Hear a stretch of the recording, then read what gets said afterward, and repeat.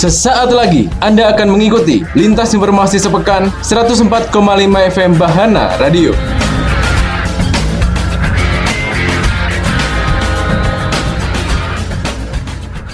Sobat, Pasar Besar Ngawi baru dibangun dan diperbaiki. Namun para pedagang di sana sekarang mengeluh karena pembangunan yang masih ada kerusakan dan pengunjung semakin berkurang.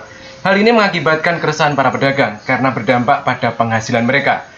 Sementara pasar-pasar modern berjaringan justru semakin banyak di Ngawi. Menjawab keadaan tersebut, Bupati Ngawi Oni Anwar Harsono temui pedagang Pasar Besar Ngawi dengan berdialog di ruang tengah pintu masuk Pasar Besar Ngawi. Seperti diungkapkan oleh Yusuf Widodo, Sekretaris Paguyuban Pasar Besar Ngawi, keluhan para pedagang saat hujan turun tidak hanya atap pasar saja. Tampias air hujan dari sisi pasar seringkali mengakibatkan tidak dapat dipergunakan untuk berjualan. Meski pasar sudah diperbaiki, nyatanya masih belum ramai pengunjung dan banyak ditemukan masalah pasca pembangunan pasar. Maka dalam waktu sebulan ini diharapkan dari PP Urban selaku kontraktor pelaksana ini harus bisa menyelesaikan target tadi. Sebelum diserahkan kepada pemerintah daerah, atap itu tidak ada yang bocor. Sobat, pihaknya juga menyayangkan ketidaktegasan dari pengelola pasar yang membiarkan lapak atau kios yang kosong selama berbulan-bulan. Karena masih banyak pedagang yang sampai saat sekarang belum membuka dan menepati lapaknya untuk berjualan, sehingga pasar terlihat lenggang dan sepi. Sobat, sementara Bupati Ngawi Oni Anwar Harsono menerangkan, dari belasan keluhan para pedagang yang paling krusial harus segera diselesaikan adalah masalah atap bangunan pasar. Menurutnya, penyerahan proyek dari PT Urban kepada pemerintah daerah Kabupaten Ngawi dilakukan pada bulan Juli mendatang. Sehingga sisa waktu penyerahan tersebut harus tidak ada lagi keluhan atap yang dialami oleh pedagang pasar. Terkait dari tampias air hujan, tambah Bupati Ngawi, pembangunan pasar sudah sesuai dengan perencanaan bangunan gedung hijau atau BGH. Karena sudah sesuai, masalah tersebut menjadi tanggung jawab pemerintah daerah setelah dilakukan penyerahan. Tadi yang masih tampias, ya, ketika dilihat ternyata perencanaan sudah sesuai. Tapi memang bukaannya dari bangunan BGH, bangunan gedung hijau, itu memang seperti itu. Nah, kalau ada tampias, itu berarti tindak lanjutnya setelah diserahkan baru kita tambahi mungkin ada tritisan, ada apa dan seterusnya. Sobat, tegas Bupati Ngawi, Pemda akan urung memberikan tanda tangan sebagai tanda terima kepada PT Urban apabila keluhan pasca pembangunan yang menjadi tanggung jawabnya tidak tuntas. Setelah penyerahan, Bupati Ngawi janji akan kembali melakukan pertemuan dengan pedagang Pasar Besar Ngawi guna melakukan pembahasan perbaikan yang akan dilakukan dalam peningkatan pengunjung. Rencana proyek Jalan Ring Road Utara diyakini berdampak positif terhadap pembangunan Ngawi wilayah timur. Selain menguntungkan, diharapkan calon penanaman modal bakal berdatangan di Kabupaten Ngawi. Pasalnya, jalur melingkar wilayah Kecamatan Ngawi, Pitu, dan Kasreman itu mempermudah aksesibilitas menuju Bojonegoro. Diungkapkan oleh Totok Sudaryanto, selaku Kepala Dinas Penanaman Modal dan Pelayanan Terpadu Satu Pintu atau DPM PTSP. Pembangunan Ring Road Utara ini diyakini dapat meningkatkan kesejahteraan warga Ngawi. Sobat Bahana, menurut Totok, muncul banyak pergudangan di sepanjang Jalan Lingkar Selatan atau JLS, juga usaha mikro menengah kecil, rumah makan, dan perumahan. Jalan Lingkar Utara atau JLU ketika beroperasi nantinya mengekor keberhasilan tersebut. JLU mengoptimalkan status Ngawi sebagai etalase Jawa Timur sisi barat. Lokasinya yang strategis berbatasan Jawa Tengah memudahkan mobilitas angkutan barang ke daerah utara. Sementara DPM PTSP optimis kabupaten ini bakal menjadi daerah industri, khususnya dari sektor agrobisnis, lantaran Ngawi merupakan penghasil padi tertinggi di Jatim. Sobat Bahana, sementara hasil kunjungan pejabat Pemkab Ngawi ke Pendapa Molowati Bojonegoro, salah satu agenda pertemuan bersama Bupati Bojonegoro, Anna Muawanah, yakni pembahasan lobi pemberian hibah dana proyek Ring Road Utara Ngawi. Pemkab Ngawi mempunyai keinginan pembiayaan ditanggung Bojonegoro. Mendasar keberadaan Jalan Lingkar Utara atau JLU itu dinilai juga menguntungkan kabupaten tersebut. Mendasar keberadaan Jalan Lingkar Utara atau JLU itu dinilai juga menguntungkan kabupaten tersebut. Menurut Bupati, JLU sepanjang 11 km mempermudah aksesibilitas menuju Bojonegoro. Nantinya, truk angkutan barang menuju Bojonegoro atau sebaliknya tidak perlu memutar melewati wilayah perkotaan. Sobat, hingga saat ini Kabupaten Ngawi masih terbebas dari penyebaran penyakit mulut dan kaki atau PMK. Kendati demikian, Wakil Bupati Dwi Rianto Jatmiko tetap menginstruksikan agar masyarakat tetap waspada. Penegasan itu disampaikan mendasar banyak kabupaten sekitar Ngawi ditemukan hewan ternak yang mati akibat PMK.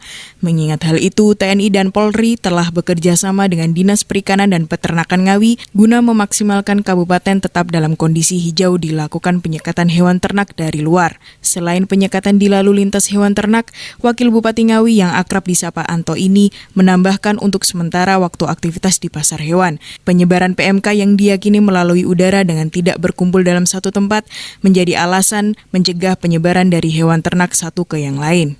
Dalam hal ini bersama dengan TNI Polri, ini sedang berupaya untuk bagaimana memproteksi keberadaan ternak kita di Kabupaten Ngawi ini agar tetap kita pada zona hijau dan tidak terpengaruh atau ada ternak yang masuk dari kabupaten yang lain, yaitu caranya dengan penyekatan.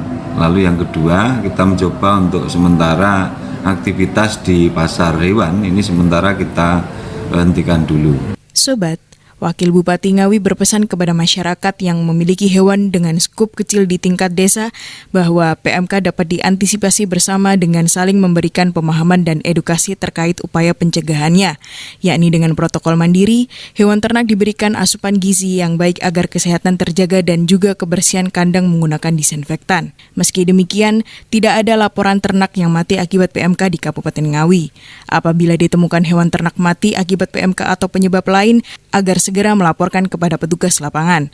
Memberikan tentu saja makanan-makanan yang sangat menjaga kondisi ternak. Jadi dengan antisipasi itu kami optimis untuk penyebaran PMK di Kabupaten Ngawi ini bisa kita kendalikan, tidak berdampak pada para peternak kecil. Sobat, ditegaskan oleh Wakil Bupati, di antara upaya antisipasi dapat dilakukan para peternak dengan tidak mencampurkan sapi yang terindikasi PMK dengan yang sehat. Tidak terkecuali terus melakukan pemantauan dan pelaporan penyakit hingga pengawasan lalu lintas ternak dari daerah lain yang masuk ke Kabupaten Ngawi, terutama dari daerah wabah. Kami himbau masyarakat, kita semua tetap mewaspadai penyakit mulut dan kuku atau PMK pada hewan ternak. Semoga kasusnya segera mereda sehingga potensi kerugian peternak sapi tidak semakin membesar. Sobat, ongkos yang terbilang cukup mahal untuk mencegah penularan penyakit mulut dan kuku di Kabupaten Ngawi. Dinas Perikanan dan Peternakan atau DPP Ngawi berniat menganggarkan usulan program preventif wabah tersebut dalam perubahan APBD atau PAPBD tahun 2022. Estimasi anggaran sekitar 12 miliar dan hal itu sebagai upaya antisipasi meski hingga saat sekarang Ngawi masih 0 kasus PMK. Hal ini seperti diungkapkan oleh Bonadi selaku Kepala DPP Kabupaten Ngawi. Sobat, Bonadi menyampaikan dana sekitar 12 miliar untuk sejumlah kegiatan, antara lain pengadaan obat-obatan dan vitamin, peningkatan kewaspadaan melalui pemberlakuan checkpoint, serta kegiatan tersebut mengawasi arus lalu lintas hewan ternak masuk Kabupaten Ngawi. Belum juga termasuk program vaksinasi. Estimasi 12 miliar, hal ini belum cukup untuk mengcover seluruh hewan ternak di Kabupaten Ngawi. DPP mendata terdapat 85.000 ekor sapi dan 86 ekor kambing. Ditambahkannya, dana tersebut hanya untuk setengah populasi hewan ternak di Kabupaten Ngawi. Sobat, pihaknya juga belum memastikan disetujui atau tidaknya usulan program preventif PMK. Keputusannya perlu melihat kekuatan anggaran. Pihaknya mengharapkan ada alokasi khusus untuk penanganan darurat. Tambah Bunadi, vaksinasi mahal salah satunya upaya menangani wabah PMK. Sebagaimana yang dilakukan oleh pemerintah kala tersebut, virus ini menyerang Indonesia di tahun 1980 hingga 1882. Persoalannya, vaksin belum ditemukan di kala itu. Sobat, selain persoalan pasokan yang turun, Yusuf menjelaskan lonjakan harga cabai juga disebabkan penyakit antrak yang menyerang tanaman cabai akibatnya capai 100.000 per kilonya. Kepala Dinas Perindustrian dan Perdagangan Kabupaten Ngawi Yusuf Rosyadi, harga tanaman sayur dengan jenis cabai alami peningkatan yang cukup signifikan, yaitu menyentuh 3 angka digit. Berdasarkan pemantauannya, di lapangan kenaikan ini dikarenakan pasokan Kabupaten Ngawi yang mengandalkan Kabupaten Kediri dan Magetan, sedangkan di kedua kabupaten tersebut alami penurunan jumlah panen. Sobat, dari pantauan di Pasar Besar Ngawi, harga cabai merah keriting hari ini sebesar Rp95-100.000 per kilogram, cabai merah besar sebesar Rp85.500.000 per kilogram, cabai rawit merah sebesar Rp80.000 per kilogram, dan cabai rawit hijau sebesar Rp75.000. Tidak hanya pasokan dan penyakit yang dialami di 2 kabupaten tersebut, sebab lain juga dikarenakan musim panen mundur yang biasanya panen pada bulan Maret hingga April ternyata sekarang Mei hingga Juni.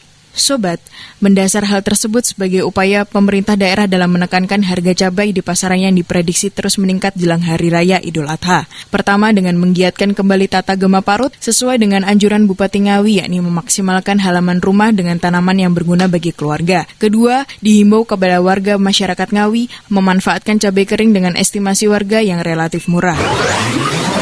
Sobat, stok darah di Palang Merah Indonesia Kabupaten Ngawi menipis. Polres ajak anggotanya sumbangkan darah. Hal ini sebagai dampak terjadinya peningkatan kebutuhan di tengah penanganan pandemi virus corona atau COVID-19. Kondisi tersebut mendorong Polres Ngawi dan jajaran berinisiatif menyumbangkan darah lewat kegiatan donor. Dengan dipimpin langsung oleh Kapolres Ngawi AKBP Iwayan Minaya, donor darah digelar di Aula Rupatama Parama, Satwika Ngawi. Kapolres Ngawi mengatakan kegiatan ini menindaklanjuti laporan PMI yang mengalami kekurangan stok darah.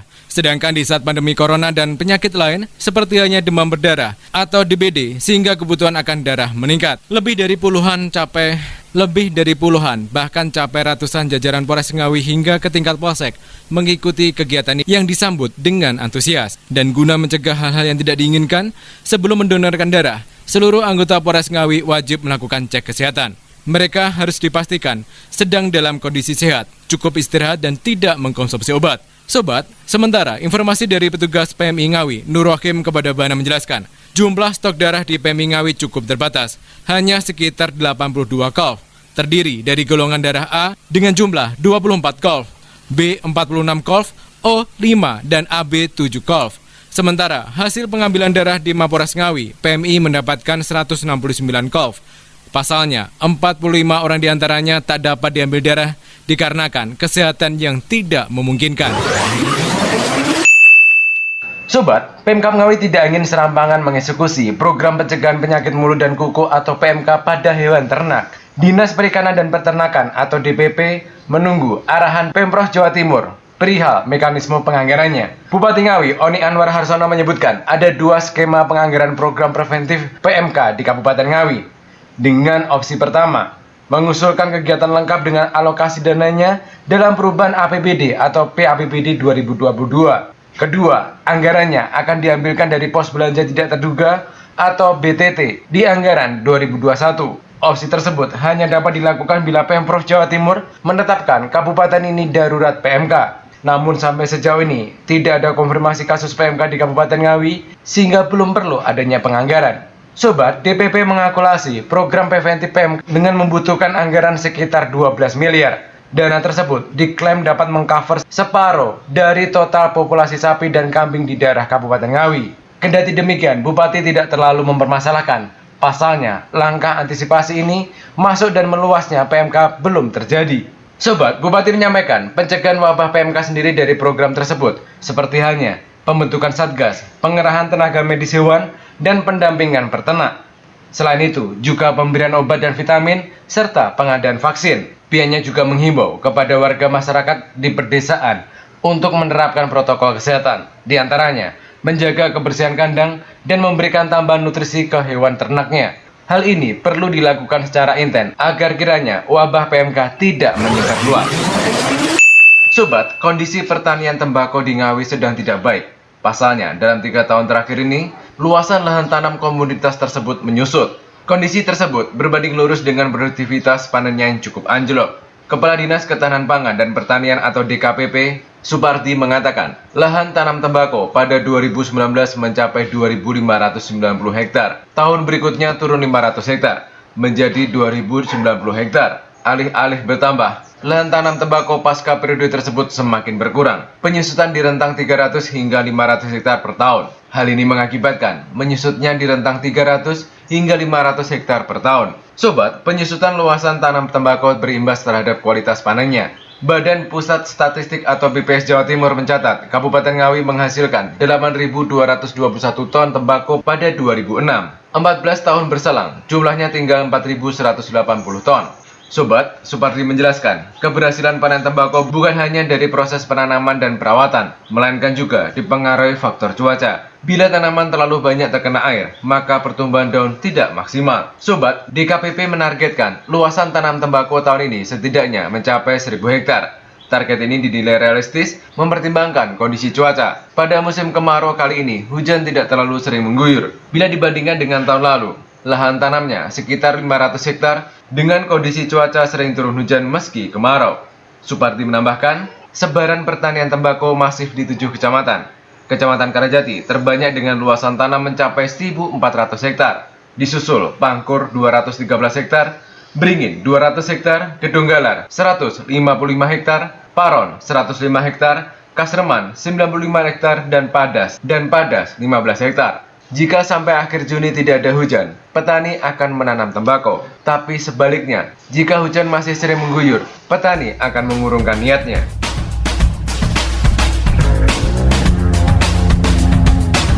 Terima kasih Anda telah menyimak Lintas Informasi Sepekan 104,5 FM Bahana Radio.